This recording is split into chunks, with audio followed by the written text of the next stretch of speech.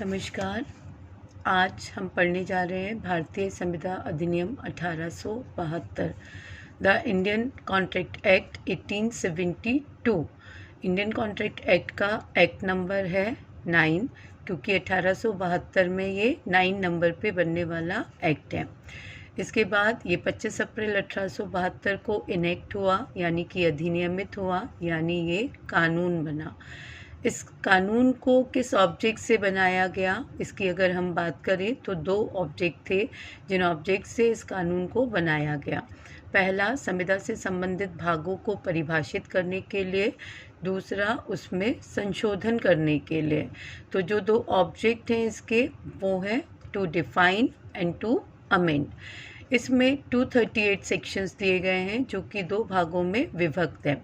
भाग 1 में धारा 1 से लेकर 75 तक सेक्शंस हैं, जिसमें हम संविदा के सामान्य सिद्धांत पढ़ते हैं, और भाग 2 में कुछ विशिष्ट संविदाएं हैं जो सेक्शन 124 से लेकर 238 तक है। चलिए भाग 1 हम स्टार्ट करते हैं। भाग 1 में हमें कुल धाराएं जो पढ़नी हैं वो हैं 1 से लेके 75। तो देखते हैं सी धारा 1 क्या कहती है। धारा 1 में 3 बातें हैं: संक्षिप्त नाम, विस्तार और प्रवर्तन, यानी शॉर्ट टाइटल, एक्सटेंट और कमेंसमेंट। तो इसका संक्षिप्त नाम है भारतीय संविदा अधिनियम 1872, और ये इसका जो विस्तार है, इसका विस्तार संपूर्ण भारत में है और ये 1 सितंबर 1872 से लागू है। तो अगर हम इसके शॉर्ट टाइटल की बात करें तो इसका शॉर्ट टाइटल है द इंडियन कॉन्ट्रैक्ट एक्ट 1872, और it extend whole of India and it enforce on 1 सितंबर 1872। तो ये हुआ सेक्शन 1। इसके बाद हम बात करेंगे सेक्शन 2 की, जो कि कुछ डेफिनेशंस को डिफाइन करता है। इसमें कुल 10 डेफिनेशन दी गए हैं, जिनमें से आज हम बात करेंगे पहली डेफिनेशन की, जो कि 2A में यानी कि 2 में डिफाइन की गई है, जिसे हम प्रपोजल या फिर हिंदी में प्रस्तावना कहते हैं। दोस्तों, प्रस्तावना क्या होती है? जब कोई व्यक्ति किसी काम को करने या ना करने की अपनी इच्छा किसी दूसरे व्यक्ति के सामने उसकी अनुमति प्राप्त करने के लिए रखता है, तब हम ये कहते हैं कि वो प्रस्तावना करता है, यानी कि प्रपोजल करता है। When one person is signifies his willingness to do or abstain from doing anything with a view to obtain the assent of that another one is said to make a proposal. जैसे हमने ये जो definition देखी है उसके according अगर हम बात करें तो कुछ असेंशियल एलिमेंट्स हैं कॉन्ट्रैक्ट के अंदर जो प्रपोजल के लिए ज़रूरी हैं। जैसे प्रपोजल करने वाला पर्सन होना चाहिए, जैसे कि डेफिनेशन कहती है there must be a person. तो प्रपोजल करने वाला व्यक्ति होना चाहिए। सेकेंड थिंग कि एक व्यक्ति नहीं होना चाहिए प्रपोजल करने के लिए, 2 व्यक्ति होने चाहिए, एक जो प्रपोजल करेगा और दूसरा जिससे प्रपोजल किया जाएगा। इसके बाद में अगर हम बात करें तो ये कहता है कि जो व्यक्ति प्रपोजल करता है उसका ऑब्जेक्ट दूसरे की अनुमति प्राप्त करना होना चाहिए। इसे हम इस तरीके से भी समझ सकते हैं कि प्रपोजल का जो ऑब्जेक्ट होता है वो एकमात्र होता है, और उसका ऑब्जेक्ट होता है कि सामने वाले की, जिसे हम प्रपोजल कर रहे हैं, उसकी कंसेंट ले सकें, उसकी अनुमति जान सकें। तो ये 3 असेंशियल एलिमेंट थे प्रपोजल के लिए। अब बात आती है कि क्या सारे प्रपोजल जो होते हैं वो वैलिड होते हैं? तो हर एक प्रपोजल वैलिड नहीं होता। तो फिर हम कैसे फाइंड आउट करेंगे कि कौन से प्रपोजल वैलिड हैं और कौन से इनवैलिड?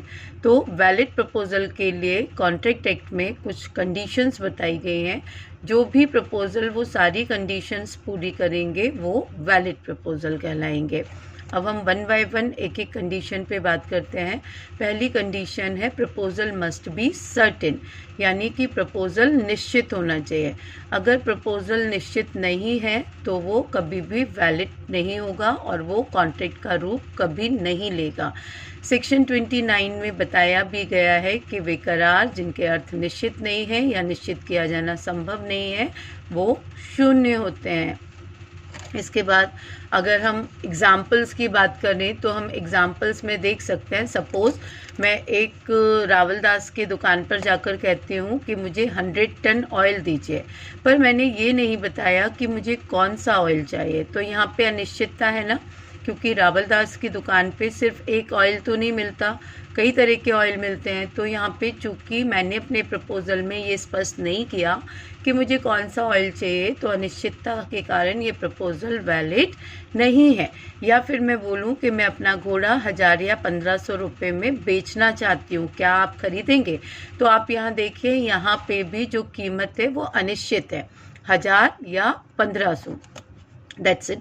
इसलिए ये भी कैसा है, अनिश्चित है। तो पहला जो इम्पॉर्टेंट पॉइंट है जो किसी भी प्रपोज़ल को वैलिड बनाने के लिए असेंशियल होता है, that is proposal must be certain. इसके बाद में अगर हम बात करें तो सेकंड जो कंडीशन है जो किसी प्रपोज़ल को वैलिड बनाते हैं, that is proposal must be communicate. यहाँ पे कम्युनिकेट से मतलब है कि प्रपोज़ल संसूचित होना चाहिए। अब संसूचित का क्या मतलब है, कोई प्रपोज़ल कब कम्युनिकेट कहलाता है, तो जब उस व्यक्ति की नॉलेज में हो जिसे हमने प्रपोज़ल किया है। जैसे सपोज़ मैंने आपको प्रपोज़ल किया कि मैं आपको अपना लैपटॉप 30,000 रुपये में बेचना चाहती हूँ। अगर आपको इस प्रपोज़ल की जानकारी नहीं है तो क्या ये प्रपोज़ल कम्युनिकेट होगा? नहीं, इसलिए ये वैलिड नहीं होगा। मैं यहाँ पे इससे रिलेटेड एक लीडिंग केस डिस्कस करती हूँ, लालमन शुक्ल वर्सेस गौरीदत्त। इस केस में एक व्यक्ति का भतीजा घर से गायब हो गया था, चला गया था कहीं। उसके बाद उसका जो मुनीम था वो उस भतीजे को ढूंढने के लिए निकला। जब मुनीम घर से निकल चुका था तो फिर उसने अपने भतीजे को ढूंढने वाले को पुरस्कार की घोषणा की। जब मुनीम को वो भतीजा मिल गया, उसके बाद उसे ये जानकारी लगी कि मेरे मालिक ने पुरस्कार की घोषणा की थी। उन्होंने पुरस्कार के लिए डिमांड किया। आप बताइए, क्या वो पुरस्कार का हकदार होगा? नहीं, वो पुरस्कार का हकदार नहीं है, क्योंकि उसे वो प्रपोज़ल कम्युनिकेट नहीं था, वो उसके पहले ही जा चुका था वहाँ से। इसके बाद तीसरी जो कंडीशन होती है, तीसरी कंडीशन बहुत इम्पॉर्टेंट है कि जो पार्टीज़ हैं उनका लीगल रिलेशन बनाने का इरादा होना चाहिए at the time of doing proposal. अगर पार्टीज़ का लीगल इंटेंशन नहीं है रिलेशन में बनने का तो फिर प्रपोज़ल वैलिड नहीं होगा। यहाँ पे मैं आपको दो तरह के फैक्ट्स बताती हूँ, एक में लीगल रिलेशन साफ नज़र आएगा कि उनका था और एक में लीगल रिलेशन बनाने का इंटेंशन नहीं था। पहला जो केस मैं यहाँ डिस्कस कर रही हूँ, दैट इज़ वॉलफोर वर्सेस वॉलफोर। इस केस में क्या हुआ, हस्बैंड वाइफ घूमने के लिए, छुट्टियाँ बिताने के लिए गए। जब वो वहाँ से लौटने के लिए हुए तो वाइफ की तबीयत खराब हो गई। हस्बैंड ने अपनी वाइफ को बोला कि आप यहाँ पर रहकर अपना ट्रीटमेंट लीजिए, आप ठीक हो जाइए, मैं आपको हर महीने पैसे भेजता रहूँगा। कुछ टाइम तक उन्होंने पैसे भेजे, उसके बाद उन्होंने पैसे भेजने बंद कर दिए। पत्नी ने उन पैसों के लिए क्लेम किया। तो बताइए, क्या पत्नी यहाँ पे उस कंपनसेशन की हकदार है? क्या पत्नी को वो कंपनसेशन मिलेगा? आंसर है नहीं, क्योंकि जिस समय उसने अपनी पत्नी को प्रॉमिस किया था उस समय उन दोनों का लीगल रिलेशन में बनने का कोई भी इरादा नहीं था। तो चूंकि लीगल रिलेशन में बनने का इंटेंशन मिसिंग था, इसलिए वो भी वैलिड प्रपोज़ल नहीं होगा, इसलिए वो कोर्ट के द्वारा इन्फोर्सेबल भी नहीं कराया गया। नेक्स्ट केस की हम बात करें, that is about married versus married. इस केस में हस्बैंड वाइफ की जो रिलेशनशिप थी वो काफ़ी कॉम्प्लेक्स थी। वो दोनों एक प्रॉपर्टी के संयुक्त स्वामी यानी को ऑनर्स थे और वो प्रॉपर्टी जो है बंधक रखी हुई थी, मोर्गेज थे। हस्बैंड जो था वो किसी और स्त्री के साथ जाकर रहना चाहता था। उसने एक रिटर्न लिखा और उसमें लिखा कि मैं ये जो प्रॉपर्टी के हम दोनों को ऑनर हैं, ये मैं पूरी तरह आपके नाम करता हूँ।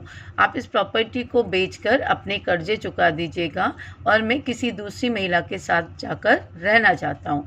यहाँ पे क्लियरली मेंशन है कि दोनों पार्टीज़ का लीगल रिलेशन में बनने का इरादा था, इसलिए यहाँ पे वो जो पत्नी है वो कॉम्पनसेशन की हकदार होगी। अब लीगल रिलेशन में बंधने का इरादा था, आशय था, इससे क्या मतलब है? इससे मतलब होता है कि जहां दोनों पार्टीज ये कंफर्म हो उनके माइंड में कि अगर हम में से कोई भी ब्रीच करेगा तो दूसरा पार्टी जो है वो कोर्ट में जाएगा उस ब्रीच के लिए कॉम्पनसेशन लेने के लिए। तो ये था तीसरा पॉइंट। चौथा पॉइंट है प्रपोजल में भी एक्सप्रेस और इम्प्लाइड, ये अभिव्यक्त हो सकता है या ये विवक्षित हो सकता है। सपोज मैं ग्वालियर में हूँ और आप भोपाल में हैं। मैं ग्वालियर से एक लेटर लिखती हूँ कि मैं अपनी कार आपको 5 लाख रुपए में बेचना चाहती हूँ और वो लेटर के थ्रू आपको अपना प्रपोजल करती हूँ। तो जहाँ कोई व्यक्ति कोई भी प्रपोजल शब्दों में लिख कर करता है या शब्दों में बोल कर करता है, तो दोनों ही कंडीशन में वो जो प्रपोजल होता है वो एक्सप्रेस यानी कि अभिव्यक्त कहलाता है। जैसे दूसरा एग्जाम्पल मैं इसका बोलने वाला आपके साथ शेयर करती हूँ। सपोज आप और मैं एक टेबल के एक दूसरे के आमने सामने बैठे हुए हैं। मैंने आपको टेबल के इस पार से कहा कि मैं आपको अपना लैपटॉप 30,000 रुपये में बेचना चाहती हूँ। तो इसमें भी क्या हुआ, शब्दों का प्रयोग किया ना मैंने प्रपोजल करने के लिए। तो कोई भी प्रपोजल जो लिखकर या बोलकर शब्दों में किया जाता है वो अभिव्यक्त यानी कि एक्सप्रेस प्रपोजल कहलाता है। इसके बाद सेकंड थिंग अगर हम बात करें तो सेकंड ये है कि प्रपोजल इम्प्लाइड भी हो सकता है, यानी जब हम शब्दों से अदरवाइज केवल आचरण द्वारा करते हैं। जैसे जब आप स्टेशन पर जाते हो तो आप सबने वहाँ पर वेइंग मशीन देखी होगी, वो आपको बुलाती तो नहीं है ना कि आइए और इस पे खड़े होइए, एक का सिक्का डालिए और अपना वजन चेक कीजिए। वो पूरी तरह से साइलेंट मोड पर खड़ी होते हैं। पर हम क्या करते हैं, हम जाते हैं उसमें एक का सिक्का डालते हैं, उस पर खड़े होते हैं और फिर वहाँ से एक टिकट निकलता है। तो वो जो मशीन जिस तरह का प्रपोजल कर रही है तो वो शब्दों का प्रयोग तो नहीं कर रही ना, वो केवल आचरण कर रही है, माने वो खड़ी हुई है। तो ये विवक्षित प्रपोजल होता है। तो आज के लिए हम इन 4 पॉइंट्स पे क्लियर डिस्कशन कर रहे हैं। आई होप आपको इतने पॉइंट्स क्लियर होंगे। अगर यहाँ तक आपके मन में कोई क्वेरी है, कोई प्रॉब्लम है तो please feel free to ask me. Thank you.